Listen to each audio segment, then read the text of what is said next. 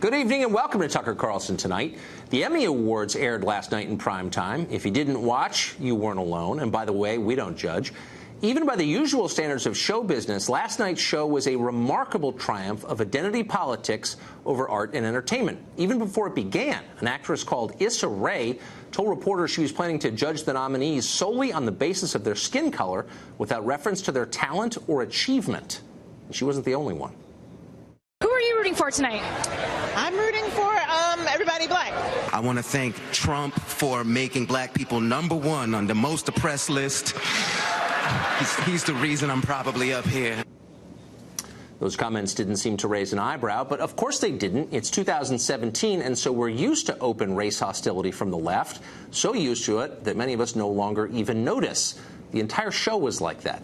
It came closer to political indoctrination than entertainment. Here's a selection. Unlike the presidency, Emmys go to the winner of the popular vote. I suppose I should say, at long last, Mr. President, here is your Emmy. Imagine if your president was not beloved by Nazis. And in 2017, we still refuse to be controlled by a sexist, egotistical, lying, hypocritical bigot. So celebrities are liberal. They don't like Trump. Whatever, that's fine. In fact, it's normal. That's not what is striking here. Last night's show wasn't really about Trump. It was an expression of the contempt America's ruling class has for the rest of the country, for the zip codes they don't live in. The middle class elected Donald Trump last November. Last night, Hollywood denounced them for doing it. But don't kid yourself. You could have heard the exact same contempt for middle America at any Google board meeting or Facebook employees retreat, or for that matter, at any bar in Washington where fundraisers from both parties regularly gather. What we're watching now is no longer a debate between conservatives and liberals. It's an unbridgeable divide between those who've reaped the massive benefits of global capitalism and the rest of the country, which has not. The winners justify their immense wealth and power by imagining they deserve it. They're simply better and more deserving than everyone else. The people beneath them deserve what they get, too. They're disgusting. How do you know they are? They voted for Donald Trump. So that's what's really going on here. Dismissing Trump voters as evil allows those actors on stage last night, not to mention tech moguls in boardrooms and the entire political establishment here in D.C., to sustain the current, very warped system and still believe they're not just good people, but the very best people. Last night's show also exposed something else. Many of America's most famous artists aren't really artists. They're hacks. Their shows are dumb. Their art is crap. They're not impressive. John Oliver's weekday Sanctimony Fest won Best Variety Series? In what world? An utterly distorted world. A place warped by ideology where political imperatives supersede art. A place where everybody has to pretend that Ta-Nehisi Coates writes well.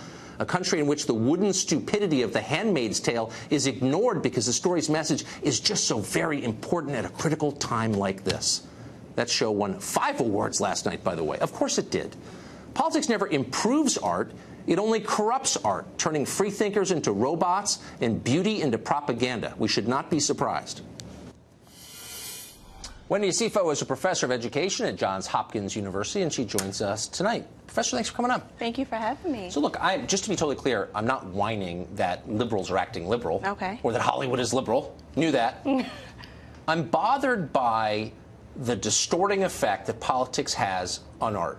And I fear that no one on stage last night was even allowed to offer a contrary opinion, not just about Trump, but about America itself. Like there's this orthodoxy that just produces really crappy art. That bothers me. Well, you know, as Americans, it's okay for us to be critical of our president. That's the beauty of a democracy. Amen. And, you know, President Trump is not beyond reproach. But as entertainers and as comedians, what they do is they use real life to entertain. And we see that take center stage when we see Alec Baldwin winning, you know, an Emmy for his portrayal of Donald Trump. We see Kate McKinnon winning an Emmy for her portrayal of Hillary Clinton, as well as Kellyanne Conway. So what happens here is when you elect a reality star as president and he becomes a celebrity and commander-in-chief, you cannot be mad when he is center stage and he is the brunt of all jokes. And I'm not, actually. Yeah. And I think he wants to be center stage. He and does. I think there is a rich vein there, and I get it, and I understand it's funny. Some of it is funny. Absolutely. What bothers me is that there's clearly a kind of political affirmative action at work where stuff that's not The Handmaid's Tale, are you serious? Wins 5 awards? Not because the story is convincing or elevating or interesting or anything other than wooden and dumb, because it is, but because it's like an allegory that's important. And that's just like devalues art. Do you see? No, because art is what we make it, and beauty, it's true, and beauty has the ability to be interpreted differently based on who views it, But wait a second, that's true. There's a subjective element. But there's also, like, at least an idea of excellence. You shouldn't be rewarded for mouthing the same stupid slogans that everybody else is, and then have the gall to call yourself an artist or a free thinker. You are merely a robot going along with the crowd, as these people are. So is the problem what they said on the Emmys, or is the problem what they do when they're acting and they're portraying their art? I just think the whole thing is distorted. I mean, again, I'm not against mocking this or any other president or having heterodox views, but that's the point. No heterodox views are allowed. Like, you have to ascribe to a certain worldview.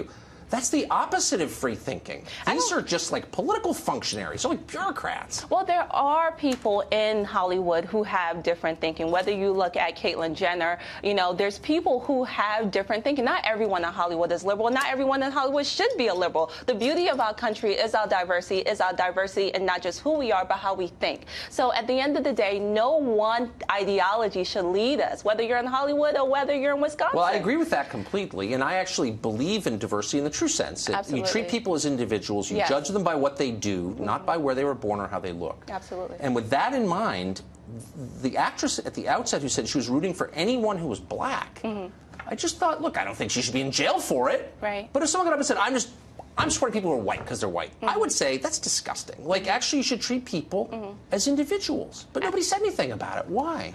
You see, so I think knowing Issa Rae's show, which is very diverse, and having watched it a few times, again, I cannot speak for her because I'm not in her head. Right. But from my thought process and seeing the diversity of her show, she's saying that she wants to see individuals win and have a diverse background when it comes to Emmys. And yesterday, we saw that. We saw the first African-American woman win for writing a comedic play. Hold on. Let me just, and I'm not against, I've never seen the show. I'm not against her personally. Yeah, because it's very diverse. But it seems the opposite of diverse. It seems monochromatic. She's saying, I want people of one specific color to win. That is the opposite of diversity. And it also suggests that a person's color is the most important thing about that person. And I just don't believe that. And I hope that nobody else believes that, because it's wrong. Our country wasn't founded on that, and what matters is not your color. What matters is us coming together. And again, not being in her head, but just seeing her art form time and time again. She is a diverse thinker, and she was basically trying to say, you know, it'll be great if we escape from the norm and we have individuals who represent all walks of life walking across that stage. Yeah, she only we mentioned one group, and that's I just think it's a divisive habit of thought. Well, Once it's beautiful that the first Muslim and first South Asian actually won an award for acting yesterday, and that's the diversity we need in this country. I think looking at the world like that gets you to civil war, actually. I think you should look at people first as individuals. Absolutely. What did this person do? What does he believe? What's what their has merit? He achieved? Absolutely. Exactly right. And as soon as you see people as indistinguishable from anybody else in their same group, that's when people really start hating each other. Absolutely. We can't be divisive. That does not help us. But you don't see that as divisive, to say I'm rooting for people just because of how they look. So again, I am not in her head, but again, looking at her artwork and her art product, what I have seen from her has been diversity and inclusion. So I believe that what she was trying to say was, we want to see people walk across that stage who are diverse thinkers. She meant the exact opposite of what she said. You should bring her on the show and ask her. I would love to have her on. Look, I don't want to hassle this one person about whom I know nothing. It's just, she seems a metaphor, really, for a kind of thinking that's very pervasive right now, that I'm rooting for my group or my team or my tribe, and I just think that, I think we should think of each other as Americans. Absolutely. Finally, the Emmys, the numbers are going down. Yes.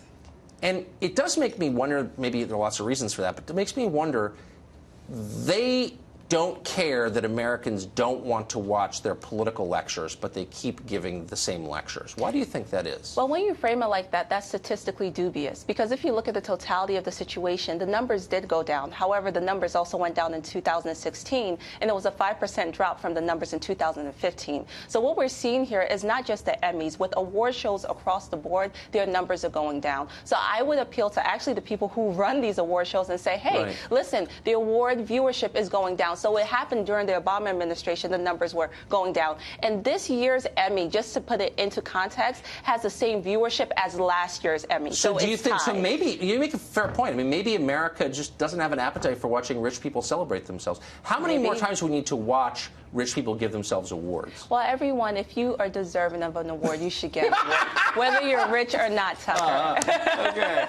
A Handmaid's Tale. It's like, it's a parody. I heard it's Thank great. you. Thank you for having me. Thanks, Professor.